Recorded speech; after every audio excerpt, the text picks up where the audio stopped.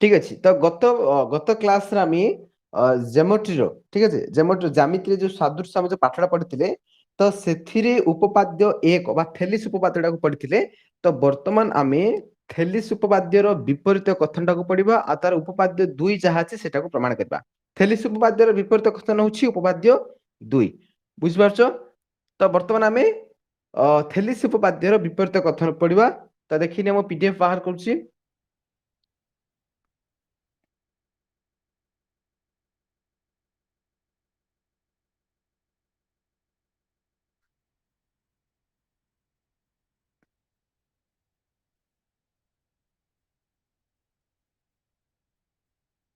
ବାସ୍ ଦେଖିନେ ପିଲାମାନେ ଆମେ କୋଉ ପର୍ଯ୍ୟନ୍ତ ପଢିଥିଲେ ଉପପାଦ୍ୟ 1 ସରିଥିଲା ତ ଉପପାଦ୍ୟ 1 ଟା କଣ ଥିଲା ଆମେ ଆଉ ଟିକେ ମନେ ପକେଇଦବା ଠିକ ଅଛି ଉପପାଦ୍ୟ 1 ଟା ବୁଝିଲେ ହିଁ ତମେ ଆଉଥରେ 2 ଟା ବୁଝିପାରିବ ଠିକ ଅଛି ତେଣୁ ମୁଁ ଉପପାଦ୍ୟ 1 ଟାକୁ ଟିକେ ଆଉ ଥରେ ବୁଝେଇ ଦଉଛି ତମକୁ ଦେଖ ପିଲାମାନେ ଟିକେ ଖାଲି ରିକଲ କରିଦଉଛି ଉପପାଦ୍ୟ 1 ଟାକୁ ଦେଖ ଉପପାଦ୍ୟ 1 କଣ କହିଥିଲା ଦେଖ ଏକ ତ୍ରିଭୁଜର ଗୋଟିଏ ବାହୁ ସହ ସମାନ୍ତର ଏକ ସରଳରେଖା ଯଦି ତ୍ରିଭୁଜର ଅନ୍ୟ ଦୁଇ ବାହୁକୁ ଦୁଇଟି ଭିନ୍ନ ବିନ୍ଦୁରେ ଛେଦ କରେ ତେବେ ଉକ୍ତ ସରଳ ରେଖା ଦ୍ୱାରା ଅନ୍ୟ ଦୁଇ ବାହୁ ସମାନୁପାତରେ ବିଭାଜିତ ହୁଅନ୍ତି ମାନେ ସେ କଣ କହୁଛି ଜାଣିଛ ନା ପିଲାମାନେ ଦେଖ ଭଲ ଭାବରେ ବୁଝ ଏଠି ଦେଖ ଉପପାଦ୍ୟ 1 କଣ କହୁଥିଲା ଯଦି ଗୋଟେ ତ୍ରିଭୁଜର ଏଇଟା ମନେକର ଗୋଟେ ତ୍ରିଭୁଜ ହେଲା ଠିକ ଅଛି ତ ମନେକର ନାଁ ଦେଇ ଦଉଛି ମୁଁ ଏ বি সি ତ ଏଇ ତ୍ରିଭୁଜରେ ବିସି ସହ ସମାନ୍ତର କରି ଏଇଠି ମୁଁ ଗୋଟେ ରେଖାଖଣ୍ଡଟେ ଟାଣିଲି ଯାହାକି এবি କୁ ଆସି ଏକ୍ସ ରେ ଛେଦ କଲା ଠିକ ଅଛି এবି କୁ ଏକ୍ସ ରେ ଛେଦ କଲା ଦେନ୍ ଏସି କୁ ୱାଇ ରେ ଛେଦ କଲା ଠିକ ଅଛି ଦେନ୍ ଏଇଠି ସେ କଣ କହୁଛି ବର୍ତ୍ତମାନ ଯୋଉ ଏଇ ଏକ୍ସ ୱାଇ ଟଣାଗଲା ଏକ୍ସ ୱାଇ ଟାଣିବା ଦ୍ୱାରା କଣ ହେଲା এবି କୁ ସେ ଆସିକିରି ଏକ୍ସ ବିନ୍ଦୁରେ ଛେଦ କଲା ଆଉ ଏସି କୁ ୱାଇ ବିନ୍ଦୁରେ ଛେଦ କଲା ଠିକ ଅଛି ତ ଉପପାଦ୍ୟ 1 ଅନୁସାରେ ଯଦି ଏକ୍ସ ୱାଇ ସମାନ୍ତର ରେଖାଟି କଣ କରିଥିବ ବିସି ସହିତ ସମାନ୍ତର କରି ଏକ୍ସ ୱାଇ ଟଣା ଯାଇଥିବ ତ ଆଉ ଯୋଉ ଏଇ ଯୋଉ ଏକ୍ସ ବିନ୍ଦୁ ବାହାରିଲା ଏଇ ଯୋଉ ୱାଇ ବିନ୍ଦୁ ବାହାରିଲା ତ ବର୍ତ୍ତମାନ କଣ ହବ ଏଇ ଯୋଉ ଛେଦିତାଂଶ ଗୁଡାକ ଆସିଲା ଏ ଛେଦିତାଂଶ ଗୁଡାକ ସମାନୁପାତି ହେଇଯିବେ ଅର୍ଥାତ A X by B X is equal to কଣ ହେଇଯିବ ନା A Y by C Y ହେଇଯିବ ଠିକ ଅଛି କଣ ହେଇଯିବ ନା A Y by C Y ଏଇଟା ହେଇଯିବ ବୁଝିପାରୁଛ ତ ଯୋଉଟା କି ଦେଖିପାରୁଥିବ ପିଲାମାନେ ଏଠି ତମର ଲେଖା ହେଇଛି ମଧ୍ୟ ଠିକ ଅଛି ଏଠି ଲେଖା ହେଇଛି ତମେ ଦେଖିପାରୁଥିବ ପିଲାମାନେ ତ ଉପପାଦ୍ୟ 1 ଦେଖିନିଅ ଦେଖ ମାନେ ଦେଖିପାରୁଛ ନା ଏଠି ଚିତ୍ରଟା ଦେଇଛି ତ ସେ ଅନୁସାରେ ଇଏ କଣ ହେଲା ନା ax by bx ବା xb ସେ ଗୋଟେ କଥା କହିଲା ଆମେ is equal two ay by cy ବୁଝିଗଲା ତ ଇଏ ଥିଲା ଆମର ଉପପାଦ୍ୟ 1 ବର୍ତ୍ତମାନ ଆମେ ଉପପାଦ୍ୟ 2 କି ଗଲେ ତମକୁ କ୍ଲିୟରଲି ବୁଝା ପଡିଯିବ ଦେଖ ପିଲାମାନେ ବର୍ତ୍ତମାନ ଉପପାଦ୍ୟ 2 କୁ ଯିବା ଠିକ ଅଛି ଦେଖ ଉପପାଦ୍ୟ 2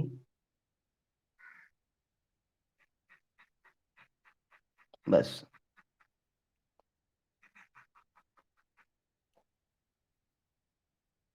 ଉପପାଦ୍ୟ 2 ଦେଖ ପିଲା ଠିକ ଅଛି ଦେଖ ଉପପାଦ୍ୟ 2 କଣ କହୁଛି ଫାର୍ଷ୍ଟ ବୁଝିବା ଆମେ ମାନେ ସମ୍ପୂର୍ଣ୍ଣ ଭାବେ ଉପପାଦ୍ୟ 1 ର ବିପରୀତଟାରେ ଉପପାଦ୍ୟ 1 ରେ ଆମେ କଣ ପଢିଥିଲେ ଯଦି ସେ ରେଖାଟା କଣ କରବ ଭୂମି ସହିତ ସମାନ୍ତର କରି ଗୋଟେ କଣ ଗୋଟେ ଯଦି ଆମେ ଭୂମି ସହିତ ସମାନ୍ତର କରି ଗୋଟେ ରେଖାଟି ଟାଣିବା ଆଉ ଯୋଉ ରେଖାଟିକି ଅନ୍ୟ ଦିଟା ବାହୁକୁ ଭିନ୍ନ ଭିନ୍ନ ବିନ୍ଦୁରେ ଛେଦ କରିବ ଠିକ ଅଛି ଯୋଉ ଯୋଉ ବିନ୍ଦୁରେ ଛେଦ କରିବ ସେ ସବୁ କଣ ତାର ଛେଦିତାଂଶ ଗୁଡାକ ସମାନ ହେଇଯିବେ ତ ଏଇଠି ସେ କଣ କହୁଛି ନା ଉପପାଦ୍ୟ 2 ଦେଖ ପିଲାମାନେ ଏଠି କଲର ଚେଞ୍ଜ କରିଦବା ତ ଉପପାଦ୍ୟ 2 କହୁଛି କଣ ନା ଏକ ତ୍ରିଭୁଜର ଦୁଇ ବାହୁ ସମାନୁପାତରେ ଅନ୍ତର୍ବିଭାଜନ କଲେ ମାନେ ତାର ଉଲ୍ଟାଟା ଯଦି ସେ ଆମକୁ ax by bx is equal to cy by ঠিক ଅଛି ସରି ax by bx equal to ay by by ଯଦି ହେଇଯାଇଥିବ ତାହେଲେ ଆମେ କଣ କରିବା ନା ସେଇ ଯୋଉ ରହିଲା ସେ ତୃତୀୟ ବାହୁ ପ୍ରତି କଣ ଥିବ ଯୋଉ ରେଖାଟା ଆମେ ଟାଣିଥିବା ସେଟା ତୃତୀୟ ବାହୁ ସହିତ ସମାନ୍ତର ହେଇଯିବ ବୋଲି କହୁଛି ମାନେ ଠିକ ଉପପାଦ୍ୟ 1 ର ବିପରୀତଟା ପିଲାମାନେ ଉପପାଦ୍ୟ 1 ର ପୁରାପୁରି ଠିକ ବିପରୀତଟା ତାର ହେଲା ସେ କଣ କହୁଛି ନା ଏକ ତ୍ରିଭୁଜର ଦୁଇ ବାହୁ ସମାନୁପାତରେ ଅନ୍ତର୍ବିଭାଜନ କରୁଥିବା ରେଖା ଉକ୍ତ ତ୍ରିଭୁଜର ତୃତୀୟ ବାହୁ ସହ ସମାନ୍ତର ଠିକ ଅଛି ତ ଏଠି କହୁଛି କଣ ଦେଖ ମୁଁ ଆଉ ଟିକେ ବୁଝେଇ ଦଉଛି ଏଠି ସେ କହୁଛି କଣ ପିଲାମାନେ, ତ ସେ କହୁଛି ଏମିତି ଗୋଟେ ତ୍ରିଭୁଜଟି ଅଛି, ଠିକ ଅଛି, ତ୍ରିଭୁଜଟି ଅଛି। ଏବେ କଣ ହେଇଥିବ ନା ଏଇଟା ମନେକର ଏକ୍ସ ଏ ବି ସି, ଏଇଟା ମନେକର ଏକ୍ସ ୱାଇ, ଯାହା ବି ତମେ ନେଇପାରିବ। ତାହେଲେ ସେ କହୁଛି ଯଦି ତମକୁ ଯଦି ତମକୁ A X by B X then equal to A Y by C Y ଦେଇଛି, A Y by C Y ଦେଇଛି, ତାହେଲେ ତମେ ଏଠି କଣ କରିପାରିବ ନା ଏଇ ଯୋଉ ରେଖାଟା ଟଣା ଯାଇଛି ଏକ୍ସ ୱାଇ ଟା, ଏଇଟା ତୃତୀୟ ବାହୁ ସହିତ କଣ ସମାନ୍ତର ହବ ବୋଲି ସେ କହୁଛି। ବୁଝିପାରୁଛ? ଉପପାଦ୍ୟ 1 ରେ ଆମେ ପଢିଥିଲେ ଯଦି ଏଇଟା ସମାନ୍ତର ହଉଥିବେ ତାହେଲେ ଏମାନେ ସମାନୁପାତରେ ଛେଦ କରିବେ, ଏଇଟା ଆମେ ଉପପାଦ୍ୟ 1 ରେ ପଢିଥିଲେ। ଠିକ ଅଛି। ଉପପାଦ୍ୟ 2 କଣ କହୁଛି ନା ଯଦି ସମାନୁପାତରେ ବିଭାଜନ କରୁଛନ୍ତି ତାହେଲେ ସେଇ ରେଖା ଖଣ୍ଡଟା ତୃତୀୟ ବାହୁ ସହିତ ସମାନ୍ତର ହେବ, ଏଇଟା ହଉଛି ଉପପାଦ୍ୟ 2। କ୍ଲିୟର? ତ ଦେଖ ଉପପାଦ୍ୟ 2 ଟାକୁ ବର୍ତ୍ତମାନ ଆମେ ପ୍ରମାଣ କରିବା। ଠିକ ଅଛି, ତ ଦେଖ ଆମେ ପ୍ରମାଣ କରିବା। କିଏ କିଏ ଅଛ ଟିକେ ଲାଇଭରେ ମୁଁ ଟିକେ ଦେଖି ଦଉଛି ପିଲାମାନେ, ତାପରେ ଆମେ ଗୋଟିଏ ମିନିଟ ଭିତରେ ଆମେ ଉପପାଦ୍ୟ 2 ଟାକୁ ପ୍ରମାଣ ଷ୍ଟାର୍ଟ କରିବା। ଆଚ୍ଛା କିଏ କିଏ ଅଛ, ଫାଷ୍ଟ ଦେଖିବା ଲାଇଭରେ। ସ୍ୱୟଂ ପ୍ରଧାନ, ସ୍ମୃତି ରେଖା, ଦେନ୍ ଜସ୍ମିନ, ଠିକ ଅଛି, କୃଷ୍ଣଚନ୍ଦ୍ର, ଲିସା ରାଣୀ, ଶୁଭସ୍ମିତା, ରାଜେନ୍ଦ୍ର ଗୌଡ଼, ଶୁଭମ ସାହୁ, କୋଉମାନେ ବି କ୍ୟାନସେଲ କରିବ ନାହିଁ, ସମସ୍ତେ ଶେଷ ପର୍ଯ୍ୟନ୍ତ ଲାଇଭ କ୍ଲାସରେ ଆଟେଣ୍ଡ କରିବ, ବିଲକୁଲ କେହି ବି ରିମୁଭ ହବ ନାହିଁ। ଠିକ ଅଛି, ଭେଙ୍କଟେଶ୍ୱର, ଶୁଭମ ସାହୁ, ଦେନ୍ ଶୁଭମ ମହାନ୍ତି, ଯଶୋବନ୍ତ, ଭେରି ଗୁଡ, ଏତିକି ପିଲା ବର୍ତ୍ତମାନ ଲାଇଭରେ ଅଛନ୍ତି। ବି ରିମୁଭ ହବନି ପିଲାମାନେ, ମୁଁ ଦେଖୁଛି ଏତିକି ପିଲା ସମସ୍ତେ ରହିବ ହେଲା। ଠିକ ଅଛି, ତ ଦେଖ ବର୍ତ୍ତମାନ ଆମେ ପ୍ରମାଣ କରିବା ଉପପାଦ୍ୟ ନମ୍ବର 2। ତ ଉପପାଦ୍ୟ 2 ସେ କଣ କହୁଛି ଦେଖିଦିଅ ପିଲାମାନେ। ଉପପାଦ୍ୟ 2 ଟାକୁ ଆମେ ପ୍ରମାଣ କରିଦବା ବର୍ତ୍ତମାନ। ଦେଖ ଉପପାଦ୍ୟ 2 କଣ ଅଛି।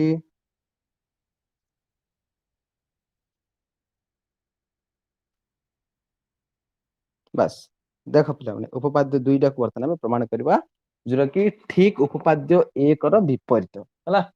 ତ ଦେଖ ଆମେ ପ୍ରମାଣ କରିବା ବର୍ତ୍ତମାନ। ଦେଖ ପ୍ରଥମେ ଆମେ କଣ କରିବା, ଦତ୍ତ ଲେଖିବା। ଦତ୍ତରେ ସେ ଦେଇଛି କଣ ହେଲା, ଦତ୍ତରେ କଣ ଦେଇଛି ପିଲାମାନେ, ଏଇ ଜିନିଷଟା ଦେଇଛି, ଏକ ତ୍ରିଭୁଜର ଦୁଇ ବାହୁକୁ ସମାନୁପାତରେ ଅନ୍ତର୍ବିଭାଜନ କରୁଥିବା ରେଖା, ମାନେ ଏଇଟା ଦେଇଛି, ଏଇଟା ହଉଛି ଦତ୍ତରେ ଲେଖିଦବ। ଠିକ ଅଛି, ଆଉ ଯୋଉ ଏଇ ପାର୍ଟଟା ରହିଲା ତୃତୀୟ ବାହୁ ସହିତ ସମାନ୍ତର, ଏଇଟା ଆମକୁ ପ୍ରାମାଣ୍ୟ ଜାଗାରେ ଲେଖିବାକୁ ପଡିବ। ବୁଝିପାରୁଛ? ତ ଏଇ ପାର୍ଟଟା ଲେଖିବା ଦତ୍ତ ଜାଗାରେ, ଆଉ ଏଇ ପାର୍ଟଟା ଲେଖିବା ପ୍ରାମାଣ୍ୟ ଜାଗାରେ ହେଲା, ଯୋଉଟା ଯାହା ପାଖରେ ଲେଖିବା ସବୁ। ବୁଝିଗଲା? ତ ଦେଖ ଆମେ ଲେଖିବା କଣ, ଦେଖ ମୁଁ କହିଦଉଛି।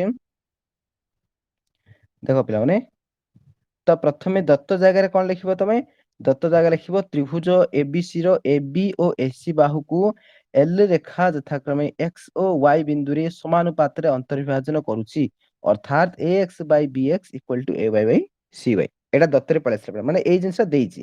ଏବେ ଆମେ ପ୍ରମାଣ କଣ କରିବା, ପ୍ରମାଣ କରିବା ଏଇ ଯୋଉ ରେଖାଟା ଟଣା ଯାଇଛି, ଠିକ ଅଛି, ଯୋଉଟା କି ଏଲ ବୋଲି ନାଁ ଦିଆଯାଇଛି, ତ ଏଇ ଏଲ ରେଖାଟା ବିସି ସହିତ ସମାନ୍ତର, ଏଇଟା ଆମକୁ କଣ କରିବାକୁ ପଡିବ, ପ୍ରାମାଣ୍ୟ ଜାଗା ଲେଖିବାକୁ ପଡିବ।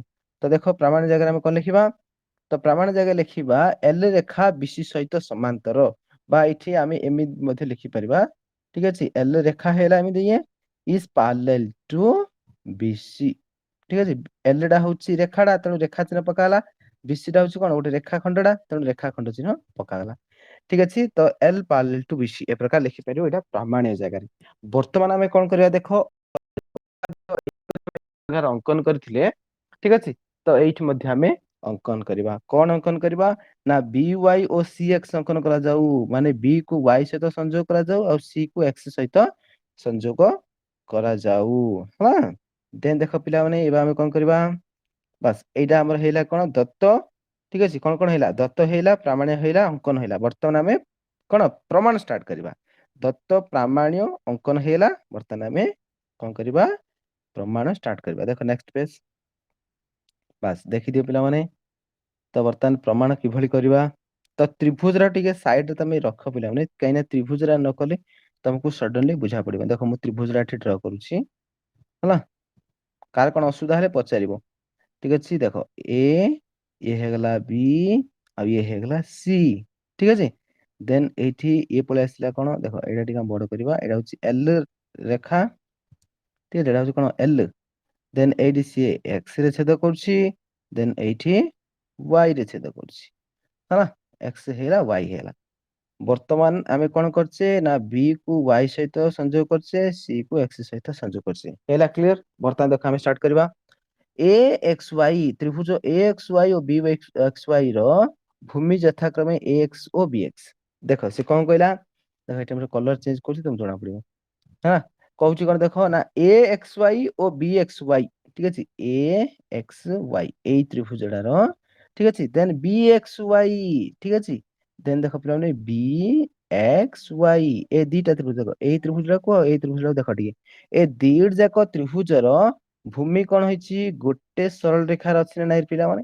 ए गोटे सरल रेखार अछि ना नाही कोडा ए बी ऊपर अवस्थित होइछि से बुझछ ए बी ऊपर ही ए एक्स वाई आउ बी एक्स वाई दीड जाक अवस्थित ठीक अछि तेणु पुनश्च उभय त्रिभुजर शीर्ष पुणी वाई दीड जाकर शीर्ष बिंदु वाई मध्य ठीक अछि तो ए प्रकार स्थिति रे आमे कोन पढथिले मने पकोछ ना फर्स्ट क्लास ठीक अछि फर्स्ट क्लास मने पको तो सेतबेला आमे कोन कहथिले ना जदि दीटा त्रिभुजर भूमि गुडा को जदि एक सरल रेखा ऊपर अवस्थित हेतिबो आ दीड जाकर जदि शीर्ष बिंदु गोटे हेतिबो ताहाले सेमानकर उच्चता समान हेबो अर्थात सम उच्चता विशिष्ट समान हेबे रे पिला माने ठीक अछि दीड जाकर उच्चता कोन हेजिबो समान हेजिबो आ जदि उच्चता समान हेगला ताहाले दीड जाक त्रिभुजर क्षेत्रफल अनुपात सेमानकर भूमिर अनुपात सहित समान हबर नाही पिले तेणु एठी कोन करला ना एक्स वाई त्रिभुजर क्षेत्रफल वाई त्रिभुज बी एक्स वाई रे क्षेत्रफल इज इक्वल टू कोन हेला ना तार भूमि कोन कोन एक्स बाई बी एक्स हेला क्लियर क्लियर ना एटा हमें प्रथम दिन हम पढिथिले ठीक अछि जदि दीटा त्रिभुजर भूमि दीटा जदि गोटे सरल रेखा ऊपर अवस्थित होइथिबे आउ दीड जाक त्रिभुजर शीर्ष बिंदु एक ओ अभिन्न हेइथिबो ताहाले सेमाने कोन हेबे दीड जाक त्रिभुजर उच्चता समान हेजिबो बा सम उच्चता विशिष्ट हेजिबे क्लियर अच्छा जेहेतु सम उच्चता विशिष्ट हे गले तेणु आमे दुईटी जाक त्रिभुजर जदि अनुपात बाहर करबा ठीक अछि प्रथम त्रिभुजर क्षेत्रफल बाई द्वितीय त्रिभुजर क्षेत्रफल जदि आमे तार अनुपात बाहर करबा ताहाले कहा सहित समान हबरे पिला माने ना दीड जाकर भूमिर अनुपात सहित समान हबो तेणु एठी आमे कोन लेखिले तो देखो एई पॉइंट हमको भलाटी बुझियार अछि तो एठी आमे कोन लिखिले ना ए एक्स वाई रो क्षेत्रफल टू भूमि ए एक्स बी एक्स तो ए पॉइंट बुझिगला एटा होछ हमर इक्वेशन 1 आको इक्वेशन 1 करिक हम रखितले बुझ पारछ ए टाइप रो हम इक्वेशन 2 बाहर करिया सेम ए जिंस रागा ठीक अछि आको देखो खाली एटे भूमिटा चेंज हे जिवो ठीक अछि कोन हबो देखो एटा हम बर्तन इक्वेशन 2 बाहर करिया इक्वेशन 1 पर तो समस्त को बुझी गला ना पिला माने बस अब कोन करबा इक्वेशन 2 बाहर करबा देखो इक्वेशन 2 कोन कहउची से सही परी ए वाई एक्स ओ सी वाई एक्स रो भूमि ए वाई सी वाई माने उल्टाटा रे एट भलार देखो बुझा होतरे आथर मते कलर चेंज करछि रो बस एट से कोन कहउची ना आउथर देखो पिला माने ए वाई एक्स माने एटा हला ए त्रिभुजडा को पुणी आथरे सी वाई एक्स रे कोडा ए त्रिभुजडा तो ए दीटा त्रिभुज को तमे आथरे देखो पिला माने तो ए दीड जाकर भूमि कोन ला गोटे रेखा ऊपर रहला ना नहीं एसी ऊपर रहला ना नहीं बुझि पारछ ना तो जेहेतु दीड जाक त्रिभुज गोटे रेखा रहिला तुबा बारे गोटे रेखा खंड ऊपर रहिला ठीक अछि आ दीड जाकर शीर्ष बिंदु मध्य अभिन्न एक्स एक्स रा देखुछ ना ए एक्स वाई रो शीर्ष बिंदु देन यार मध्य सी वाई एक्स रो मध्य शीर्ष बिंदु ठीक अछि तेणु ए दीड जाकर कोन हला एक सरल रेखा एसी रे अवस्थित पुणी शीर्ष बिंदु एक्स बिंदु कोन अछि कोन अछि दीड जाकर शीर्ष बिंदु कॉमन हेला एक्स हेला उभय त्रिभुजर एक अभिन्न हेला शीर्ष बिंदु एक्स तेणु एठी हम कोन कर परबा जेंदा हम इक्वेशन 1 रे करथिले तो एठी मध्ये कोन हिजबो माने सम उच्चता विशिष्ट हिजबे आ जेतु सम उच्चता विशिष्ट हेले तेणु दीड जाक त्रिभुजर जदि हम क्षेत्रफल बाहर करबा ताले सेमानकर भूमिर अनुपात समान हिजबो तेणु एठी हम पॉइंट कोन लिखिबा पिला माने ना त्रिभुज ए वाई एक्स रो क्षेत्रफल बाय सी वाई एक्स रो क्षेत्रफल is equal to A Y by C Y बुझी गला ना पिला माने तो बस इक्वेशन 1 रे हम जहा करथिले सेटा पे ही कलरे ठीक अछि खाली भूमिटा चेंज हैला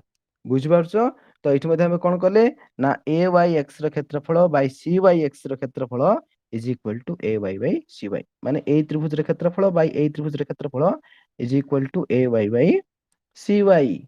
କ୍ଲିୟର? ଦେନ୍ ଦେଖ ଆମେ ଆଗକୁ ଯିବା। ବାସ୍ ଏତିକି ସମସ୍ତଙ୍କୁ ବୁଝିଯାଇଥିବ। ବର୍ତ୍ତମାନ ଦେଖ ପିଲାମାନେ, ବର୍ତ୍ତମାନ ଦେଖ ଆକୁ ଟିକେ ଆମେ ବାସ୍ ବର୍ତ୍ତମାନ ଦେଖ, ହେଲେ ଆମର ଦତ୍ତରେ କଣ ଅଛି ପିଲାମାନେ?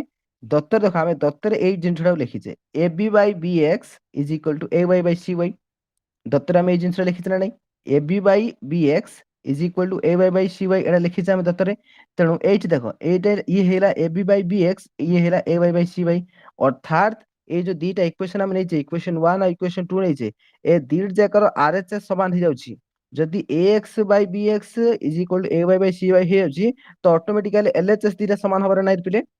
ବୁଝିପାରୁଛ ନା? ତେଣୁ ଏ ଦିଟା ବି ସମାନ ହେଇଯିବ। ଯେହେତୁ ଏପଟ ସାଇଡ ଟା ସମାନ ହେଲା, ଆରଏଚଏସ୍ ଦିଟା ସମାନ ହେଲା, ତେଣୁ ଏଲଏଚଏସ୍ ଦିଟା ମଧ୍ୟ ସମାନ ହେଇଯିବ। ତେଣୁ ଏଠି କଣ ହବ, ଏ ଦିଟା ଯାକ ଯୋଉ ତ୍ରିଭୁଜ ଆମେ ଯୋଉ ଅନୁପାତ ବାହାର କରିଛେ, ଏ ଦିଟା ସମାନ ହେଇଯିବ। ଦେଖ ଏଇଠି ଭଲ ଲେଖି ଦଉଛି। ତ ଇଏ ବର୍ତ୍ତମାନ ଆମର କଣ ହେଇଯିବ ନା, ଏଇ ଯୋଉ ଜିନିଷଟାକୁ ଏଇଟାକୁ ଏଇଟା ପୁରାପୁରି ସମାନ ହେଇଯିବ। ତେଣୁ ଆମେ ଏଠି ଏଇଠି ଲେଖିପାରିବା କଣ ନା, ଦେଖ ଏଇ ଦିଟା ଆମେ ଲେଖିପାରିବା ବର୍ତ୍ତମାନ ଏ ଏକ୍ସ ୱାଇ ର କ୍ଷେତ୍ରଫଳ ବାଇ ବି ଏକ୍ସ ୱାଇ ର କ୍ଷେତ୍ରଫଳ equal to A Y X ର କ୍ଷେତ୍ରଫଳ ବାଇ ସି ୱାଇ ଏକ୍ସ ର କ୍ଷେତ୍ରଫଳ। କ୍ଲିୟର ନା? ଦେଖ ଏପର୍ଯ୍ୟନ୍ତ କାହାକୁ କିଛି ଅସୁବିଧା ହେଇନି ନା? ଠିକ ଅଛି, ସମସ୍ତ ବୁଝୁଛି? ୟେସ୍ କହିଦିଅ ଥରେ।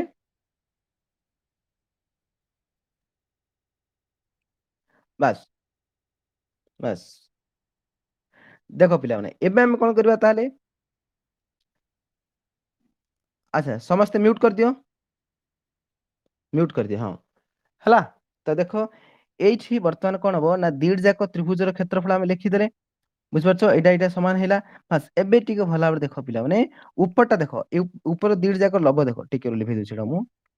ବାସ୍ ଏଇଟାକୁ ଟିକେ ଭଲ ଭାବରେ ଦେଖ ପିଲାମାନେ। ଏବେ କଣ ଦେଖ, ଏପଟେ ଲେଖା ହେଇଛି ଏ ଏକ୍ସ ୱାଇ ର କ୍ଷେତ୍ରଫଳ, ଏପଟେ ମଧ୍ୟ ଲେଖା ହେଇଛି ଏ ଏକ୍ସ ୱାଇ ବା ଏ ୱାଇ ଏକ୍ସ, ସେ ଗୋଟେ କଥା। ଏ ଦିଟା ଜାଗାର କ୍ଷେତ୍ରଫଳ କଣ ହେଲା, ଗୋଟେ ହେଲା ଏଇ ଦିଟା। କିନ୍ତୁ ଦେଖ ତଳେ ଅଲଗା ଅଲଗା ଅଛି। ତଳେ ଅଛି ବି ଏକ୍ସ ୱାଇ ର କ୍ଷେତ୍ରଫଳ, ତାପରେ ଅଛି ସି ୱାଇ ଏକ୍ସ ର କ୍ଷେତ୍ରଫଳ। ତାର ଅର୍ଥ ଲବ ଦିଟା ଯେହେତୁ ସମାନ ହେଇଗଲା, ତ ହର ଦିଟା ବି ଅଟୋମେଟିକ ସମାନ ହେବେ, କାହିଁକି ନା ମଝିରେ ଇକ୍ୱାଲ ଚିହ୍ନ ଲାଗିଛି ନା। ତେଣୁ ଏଠି କଣ ଯିବ, ହର ଦିଟା ବି ସମାନ ହେଇଯିବେ। ତେଣୁ ଏଇଠି ଆମେ ଆଉ ଗୋଟେ ଷ୍ଟେଟମେଣ୍ଟ ଲେଖିପାରିବା କଣ ନା, ବି ଏକ୍ସ ୱାଇ ର କ୍ଷେତ୍ରଫଳ is equal to C Y X ର କ୍ଷେତ୍ରଫଳ। କ୍ଲିୟର? କ୍ଲିୟର ହେଲା ଏତିକି ଜିନିଷ? ବାସ୍ ଏବେ ଦେଖ, ତ ଏଇଠି ଆମେ ତାପରେ କଣ କରିପାରିବା, ଏଠାରେ ତ୍ରିଭୁଜ ଦ୍ୱୟ ଏକ ଭୂମି ଏକ୍ସ ୱାଇ ଉପରେ ଅବସ୍ଥିତ। ବୁଝିପାରୁଛ? ଏ ଦିଟା ଯାକ କଣ ହେଇଯିବ ନା, ଏଠାରେ ଠିକ ଅଛି, ଏଠାରେ ତ୍ରିଭୁଜ ଦ୍ୱୟ ଏକା ଭୂମି ଏକ୍ସ ୱାଇ ଉପରିସ୍ଥ। ମାନେ ଏ ଦିଟା ତ୍ରିଭୁଜ ଭଲ ଭାବରେ ଦେଖ, କୋଉଟା କୋଉଟା, ବି ଏକ୍ସ ୱାଇ, ଭଲ ଭାବରେ ଦେଖ ପିଲାମାନେ, ବି ଏକ୍ସ ୱାଇ ଆଉ ସି ୱାଇ ଏକ୍ସ, ଏ ଦିଟା ତ୍ରିଭୁଜ ଟିକେ ଲକ୍ଷ୍ୟ କର। ମୁଁ ଚିତ୍ରଟା ଟିକେ ଦେଖ ପିଲା, ଜୁମ କରୁଛି, ସାଇଡ ଆଣୁଛି। ବାସ୍ ଟିକେ ଲକ୍ଷ୍ୟ କଲ, କଣ କଣ ଆମେ କହିଲେ, କୋଉ କୋଉ ତ୍ରିଭୁଜ ଦିଟା ଦେଖ, ଭଲ ଭାବରେ ଦେଖ। କୋଉ କୋଉ ତ୍ରିଭୁଜ ମୁଁ କହିଲି, ବି ଏକ୍ସ ୱାଇ ର କ୍ଷେତ୍ରଫଳ ଆଉ ସି ୱାଇ ଏକ୍ସ। ତ B Y X C Y X ଦେଖିଲ, B X Y, B X Y କୋଉଟା ହଉଛି ଦେଖ, ଟିକେ କଲର ଚେଞ୍ଜ କରୁଛି, ଜଣା ପଡିବ, ବ୍ଲାକ୍ କରିଦଉଛି। ଦେଖ ବି ଏକ୍ସ ୱାଇ କୋଉଟା ହେଲା, ଦେଖ ବି ଏକ୍ସ ୱାଇ, ଏଇ ତ୍ରିଭୁଜଟା ହେଲା, ଏଇଟା ଆସିଲା। ଠିକ ଅଛି। Then C Y X, C Y X, ତାହେଲେ ଦେଖ ଏ ଦିଟା ତ୍ରିଭୁଜର ଭୂମି କଣ ହେଇଯାଉଛି ପିଲାମାନେ, ଏକ୍ସ ୱାଇ ହେଇଯାଉଛି ନା, କମନ ହେଇଯାଉଛି। ମାନେ ଉଭୟ ତ୍ରିଭୁଜର ଏ ବାହୁଟା କମନ। ଠିକ ଅଛି। ଯେହେତୁ ଏଇଟା ଯଦି ଆମେ ଭୂମି ବୋଲି ଧରିବା, ତ ଇଏ କଣ ହେଲା, ଏଇଟା ଏକ୍ସ ୱାଇ ଟା କଣ ହେଲା, କମନ ହେଇଗଲା। ବୁଝିପାରୁଛ ନା? ତେଣୁ ଏଇଠି ଭଲ ଭାବରେ ବୁଝ। ତେଣୁ ଏଠାରେ ତ୍ରିଭୁଜ ଦ୍ୱୟ ଏକା ଭୂମି ମାନେ ଏକ୍ସ ୱାଇ ଉପରେ ଅବସ୍ଥିତ ହେଲେ, ଠିକ ଅଛି। ତ ଯେହେତୁ କଣ ଏକ୍ସ ୱାଇ ଉପରିସ୍ଥ ହେଇଗଲେ, ତେଣୁ ଏ ଦିଟା ଯାକ ତ୍ରିଭୁଜର ଉଚ୍ଚତା ସମାନ ହେଇଯିବ। ଅବଭିୟସଲି ସମାନ ହେଇଯିବ ନା ନାଇଁ? ଆମେ ପୂର୍ବରୁ ପଢିଥିଲେ ମଧ୍ୟ, ଦିଟା ଯାକ ତ୍ରିଭୁଜର ଯଦି ଭୂମି ସମାନ ହଉଛି ଆଉ କ୍ଷେତ୍ରଫଳ ବି ସମାନ ହଉଛି, ଯଦି ଉଭୟ ତ୍ରିଭୁଜର କ୍ଷେତ୍ରଫଳ ସମାନ ଆଉ ଉଚ୍ଚତା ବି ସମାନ, ତାହେଲେ ଆମେ ଯଦି ସୂତ୍ର ପକେଇବା, ତ୍ରିଭୁଜର କ୍ଷେତ୍ରଫଳ ସୂତ୍ର ପକେଇବା ହାଫ ଇଣ୍ଟୁ ଭୂମି ଇଣ୍ଟୁ ଉଚ୍ଚତା ପକେଇବା, ତାହେଲେ ସେମାନଙ୍କର କଣ କଣ ସମାନ ହେଇଯିବ, ଯଦି ଉଚ୍ଚତା ଦିଟା ସମାନ ହେଇଛି, ଠିକ ଅଛି। ତ ଏଇଠି ଆମେ କଣ କରିପାରିବା, ସରି ଭୂମି ଦିଟା ଯଦି ସମାନ ହେଇଛି, ଉଚ୍ଚତା ଦିଟା ଆମେ ସମାନ କରିପାରିବା। କେତେବେଳେ ନା, ଯଦି ତ୍ରିଭୁଜର କ୍ଷେତ୍ରଫଳ ଦିଟା ସମାନ ହେଇଛି। କାହିଁକି ନା ଆମେ ଏଇଠି ଗୋଟେ ଷ୍ଟେଟମେଣ୍ଟ ଲେଖି ସାରିଲେଣି। ଭଲ ଭାବରେ ଦେଖ, ଏଇଠି ଗୋଟେ ଆମେ ଷ୍ଟେଟମେଣ୍ଟ ଲେଖି ସାରିଲେଣି ଯେ ଦିଟା ଯାକ ତ୍ରିଭୁଜର କ୍ଷେତ୍ରଫଳ ସମାନ। ଯଦି ଦିଟା ଯାକ ତ୍ରିଭୁଜର କ୍ଷେତ୍ରଫଳ ସମାନ, ଠିକ ଅଛି, ତାହେଲେ କଣ ହବ ନା, ଯଦି ଭୂମି ଦିଟା ସମାନ ହେଇଥିବ, ଅଟୋମେଟିକ ଉଚ୍ଚତା ଦିଟା ସମାନ ହବ। ବୁଝିପାରୁଛ? ତ ଯଦି ଭୂମି ଦିଟା ସମାନ ହେଇଥିବ, ଅଟୋମେଟିକ ଉଚ୍ଚତା ଦିଟା ବି ସମାନ ହେଇଯିବ। ତେଣୁ ସେ ଅନୁସାରେ जेहेतु एठी कौन हैला ना जेहेतु कौन एक त्रिभुजर एका भूमि एक्स वाई उपरिस्थ हैला तेणु ए त्रिभुजर कौन हैला दुई जाकर उच्चता समान हैगला ठीक अछि अच्छा जदि उच्चता समान हे जिवो X Y parallel to BC होना नै पिले देखो तुम टिके बुझा पड़िबो देखो हम कहि दोछि एठी देखो ठीक है अच्छा जदि दुई जाकर त्रिभुजर उच्चता समान हैला माने एईटा समान हैला उच्चता दुई जा जदि समान हैला ताले एटा एठी B is parallel to X Y हे जिवो एक्स वाई बोले कोन हेल्प हमने एल सरल रेखा जोटा कि एल हमें या बदल रे एडे एक्स वाई न लिखि कि हमें एल बोली मध्ये लिखि परिबा तेणु बीसी पैरेलल टू एक्स हे गला एठी बुझि परछो बस तेणु एठी हमें कोन लिखि परिबा ना बीसी पैरेलल टू कोन बीसी पैरेलल टू एल बा एल रेखा बीसी सहित समांतर हेला पिला माने प्रमाणित बुझि परछ ना तो प्रमाण हमें कर देले ठीक अछि तो आशा करछि उपपाद्य 1 आ उपपाद्य 2 ए दुई जाक तुमको संपूर्ण भाबे बुझा पड़िथिबो ठीक अछि काइना उपपाद्य 1 2 3 4 ए चारटा उपपाद्य मन रखि पिलाने उपपाद्य 1 2 3 4 ए चारटा उपपाद्य भितर गोटे पक्का आसे पिला माने ठीक अछि पक्का आसी जाय जेतु गत वर्ष रिडक्शन हे ए वर्ष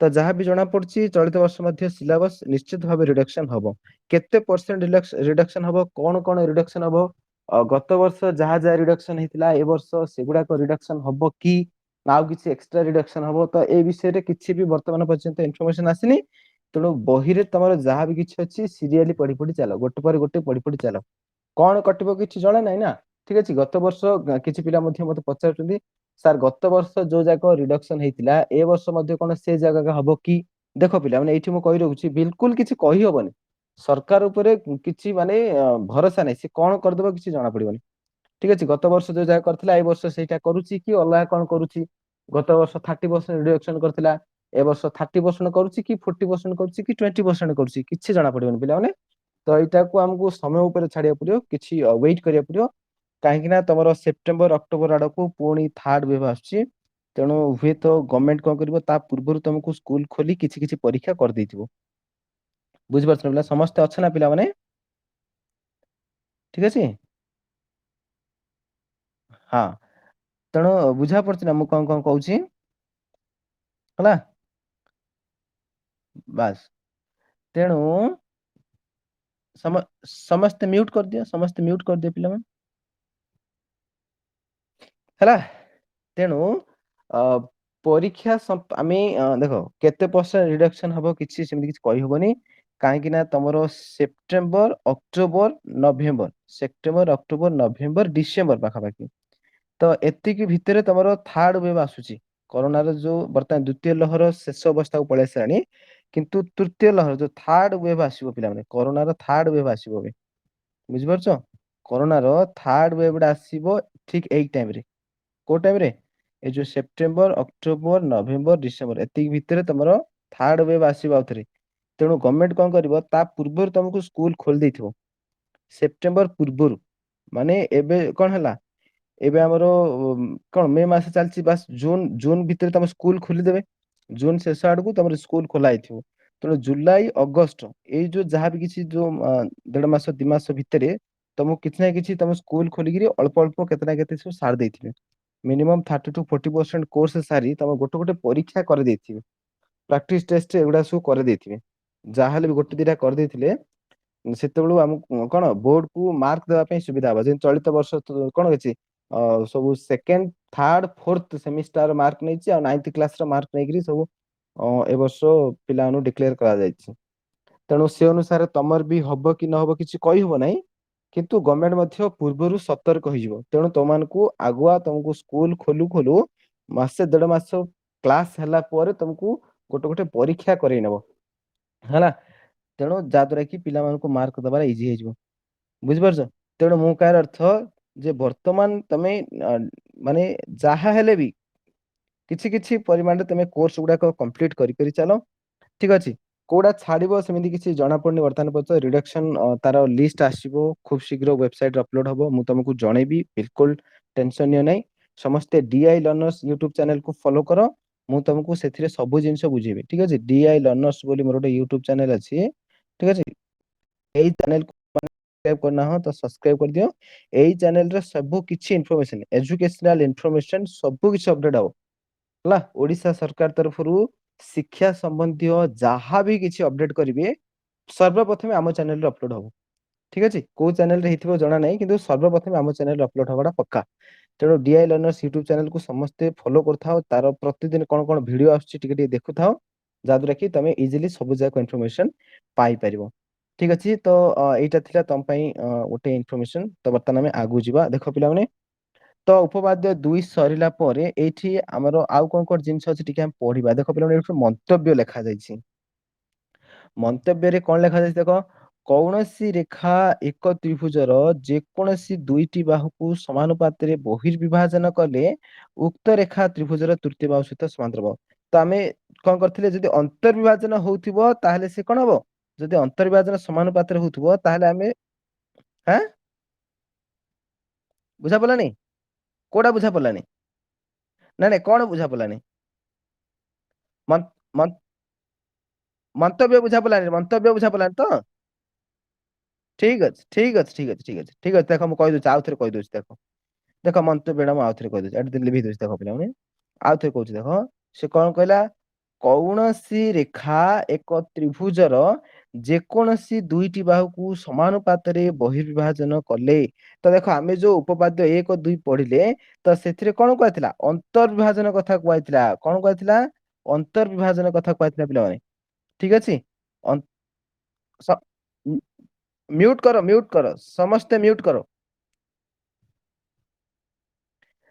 ଦେଖ ମ୍ୟୁଟ ନ କଲେ ମୁଁ ଆଗକୁ କ୍ଲାସ କରିବିନି ମ୍ୟୁଟ କରରେ ସମସ୍ତେ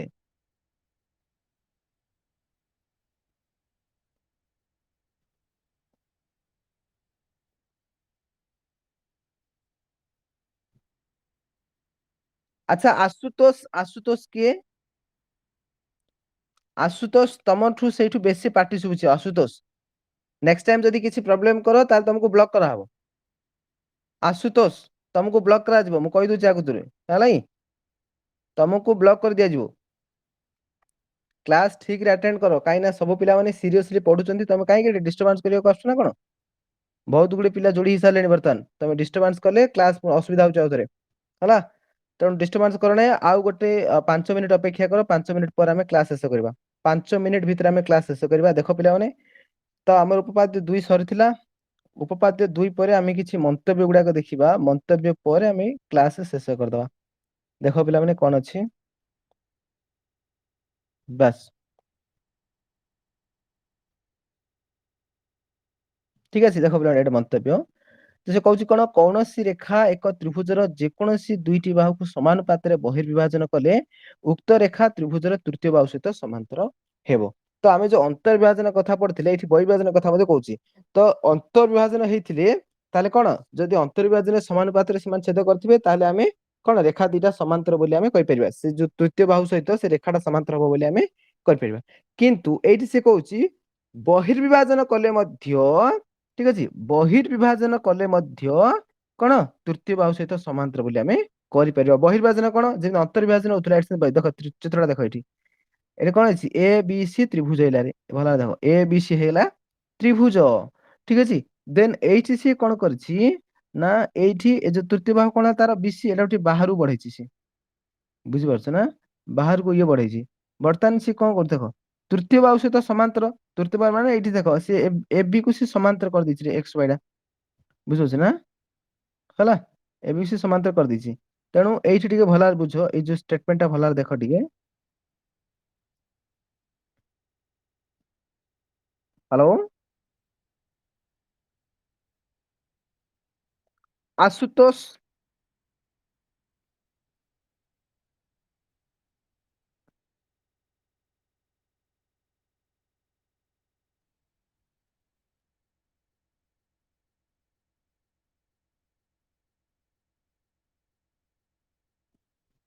ଆଚ୍ଛା ଆଶୁତୋଷ ତମେ ରିମୁଭ ହୁଅ ଶୀଘ୍ର ଆଶୁତୋଷ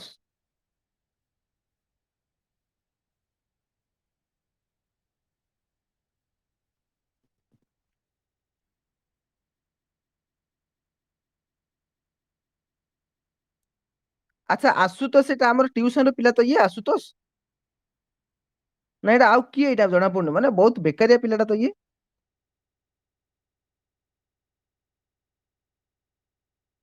ଏ ବହୁତ ନନସେନ୍ସ ଟା ଏଇଟା ଗୋଟେ। ଏ ନନସେନ୍ସ ଟା ଏଇଟା ଗୋଟେ। ହଉ ଠିକ ଅଛି ସମସ୍ତେ ମ୍ୟୁଟ କର ପିଲାମାନେ ମ୍ୟୁଟ କର। ହଁ ସମସ୍ତେ ମ୍ୟୁଟ କର ଜଷ୍ଟ ଏବେ ସାରିଦବା। ଆଉ 2 ମିନିଟ ଅପେକ୍ଷା କର ସାରଦାର ପିଲେ। ଦେଖ 2 ମିନିଟ ଅପେକ୍ଷା କର ସାରିବା।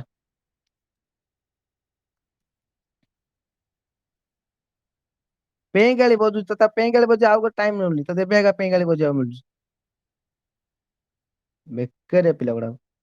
ଠିକ ଅଛି ଦେଖ। ହେଲା ଦେଖ ଏଇଠି ସେ କଣ କରିଛି ଦେଖ। ଦେଖ ପିଲାମାନେ ଏଇଠି ଏଲ ରେଖା ଭଲରେ ଦେଖ ଏଇଠି ଯୋଉ ତ୍ରିଭୁଜ ଚିତ୍ର 1.8 ଦେଇଛି ଏଇ ଚିତ୍ରଟି ଟିକେ ଭଲରେ ଦେଖ। ଏଇଟା ଦେଖି ତ ଆମେ ସାରଦା ବର୍ତ୍ତମାନ। ଏଲ ରେଖା କଣ କରିଛି ଦେଖ ଏଠାରେ ଏଲ ରେଖା ତ୍ରିଭୁଜ ଏବିସି ରେ ସିଓ ଓ ସିବି ବାହୁକୁ ଯଥାକ୍ରମେ ୱାଇ ଏକ୍ସ ବିନ୍ଦୁରେ ଛେଦ କରୁଛି।